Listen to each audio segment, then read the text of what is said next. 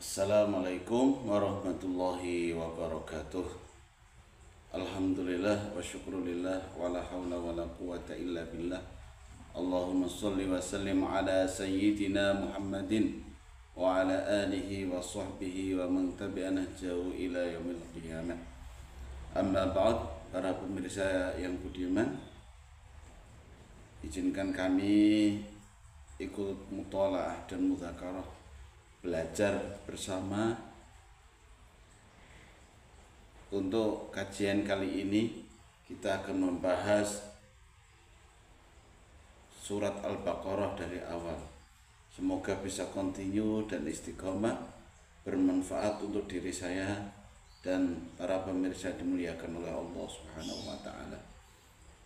Allah Subhanahu wa taala berfirman di awal surat Al-Baqarah, Bismillahirrahmanirrahim. Alif Lam Mim. Dzalikal kitabu la raiba fihi hudan lil muttaqin alladzina yu'minuna bil ghaibi wa yuqimuna as-salata wa mimma razaqnahum yunfiqun.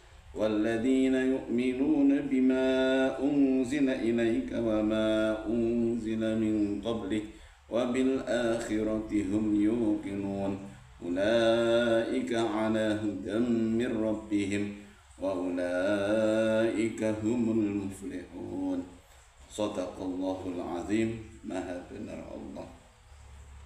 Surat Al-Baqarah, para pemirsa, termasuk surat yang diawali dengan huruf-huruf hijaiyah atau huruf tahajji. Surat yang diawali dengan satu huruf itu jumlahnya ada 3, yaitu surat Shad, surat Al-Qalam, Nun, dan surat Qaf. Kemudian surat-surat yang diawali dengan 2 huruf di dalam Al-Quran jumlahnya ada 9, yaitu Toha, Yasin, Tosin, dan Hamim ada di 6 surat.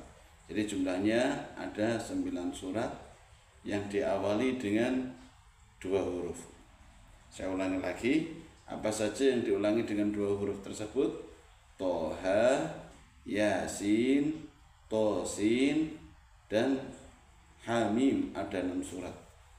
Kemudian surat-surat yang diawali dengan 3 huruf jumlahnya ada 10, yaitu Alif Lam Mim, termasuk surat Al-Baqarah ini, surat Ali Imran, surat Al-Ankabut, Ar-Rum, Luqman, As-Sajdah, dan Alif Lam Ra ada di 5 surat.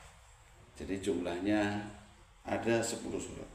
Kemudian ada 2 surat saja yang diawali dengan 4 huruf, yaitu surat Ar-Ra'd, Alif Lam Mim Ra, dan 1 surat Al-A'raf, Alif Lam Mim Shad.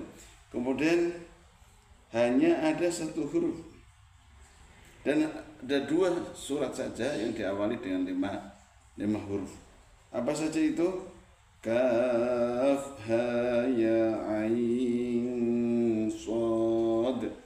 Kemudian hamim, ain, sin, qaf, yaitu surat Maryam dan surat Asy-Syura.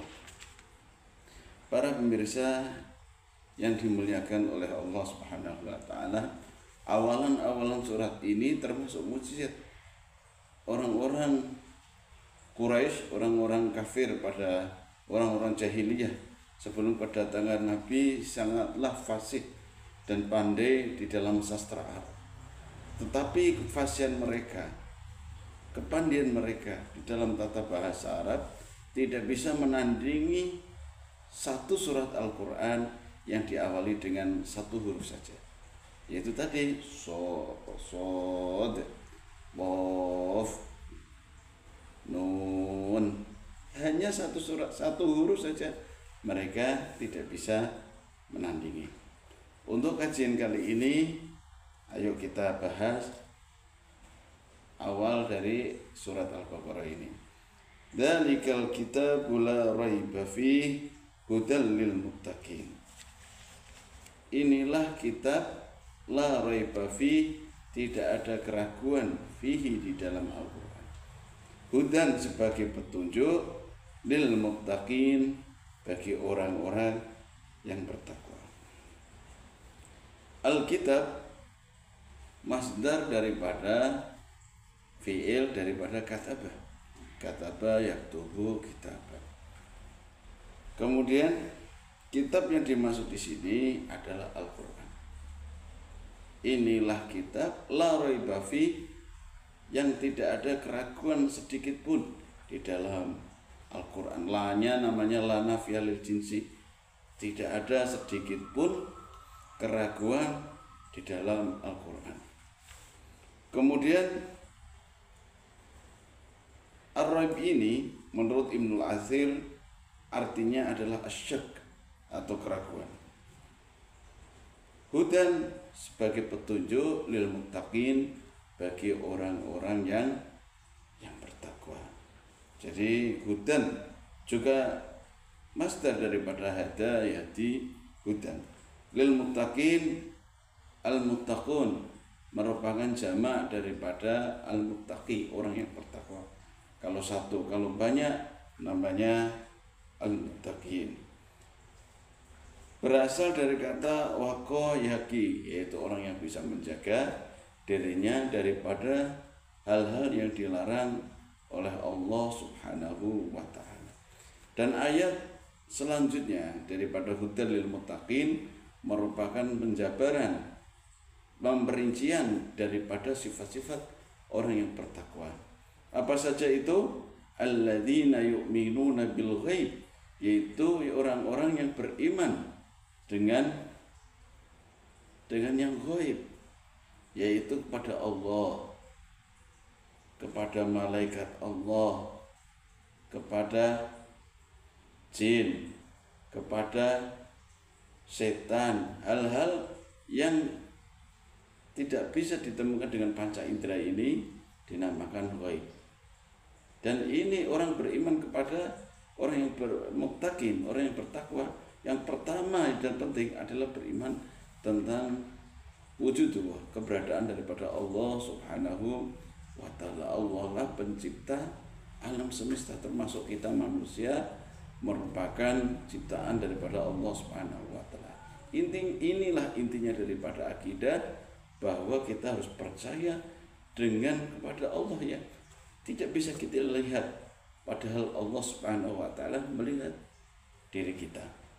Kemudian alladzina yu'minuna bil ghaib wa yuqimunas shalah, dan mendirikan salat.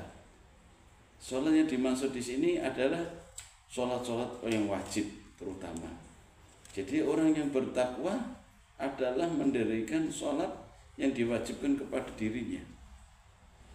Tidak mungkin orang bertakwa dia meninggalkan perintah Allah yang yaitu sholat 5 waktu, 17 rakaat selain Jumat, 15 rakaat ketika ada Jumatnya, dan 11 rakaat ketika di jamak qashar. Ma'asyiral muslimin, para pemirsa yang dimuliakan oleh Allah Subhanahu wa ta'ala. Kemudian wa mimma razaqnahum yunfikun, dan sebagian daripada apa-apa yang diberikan Allah ia menginfakkan. Wa mimma razaqnahum, dan sebagian dari apa-apa razaqna kami berikan rezeki hum kepada mereka, itu yunfikun, ia menginfakkan. Jadi orang yang bertakwa tidak ada bakhil, tidak akan bakhil, karena dia menginfakkan sebagian hartanya, yaitu zakat. Selain zakat yang sunah-sunah, dia selalu memberikan kepada yang dibutuhkan oleh masyarakat, yang diridhoi oleh Allah Subhanahu wa ta'ala. Kemudian ayat selanjutnya, walladzina yunfiquna walladzina yu'minuna bima unzila ilaika wa ma unzila min qablik, dan orang-orang yang beriman kepada Al-Quran. Walladzina yu'minuna bima, dengan apa-apa unzila ilaik, yang diturunkan kepadamu wahai Muhammad. Jadi orang yang bertakwa wajib beriman dengan Al-Quran, dengan kalamullah yang ada di tengah-tengah kita ini. Wa mimma walladzina yu'minuna bima unzila ilaika wa ma unzila min qablik, dan kitab-kitab yang diturunkan sebelum kamu, yaitu Al-Quran, yaitu Zabur, Injil, Taurat.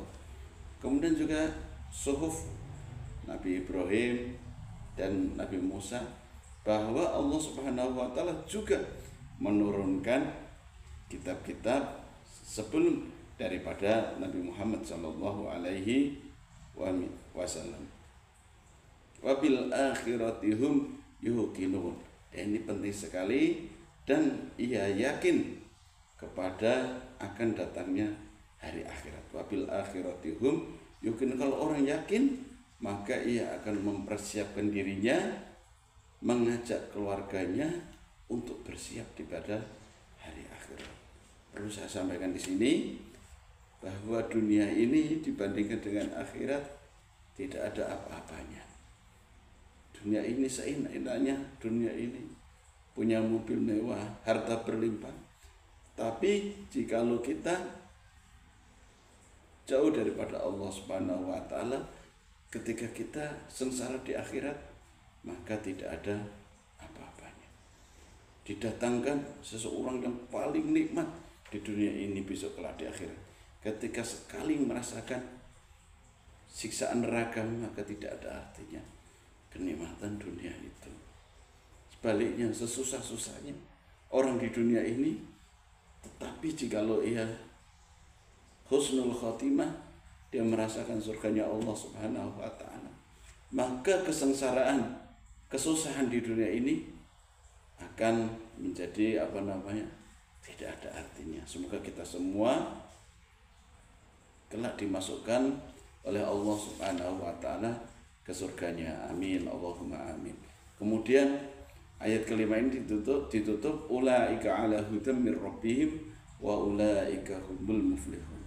Mereka adalah orang-orang yang mendapat petunjuk daripada Tuhan mereka.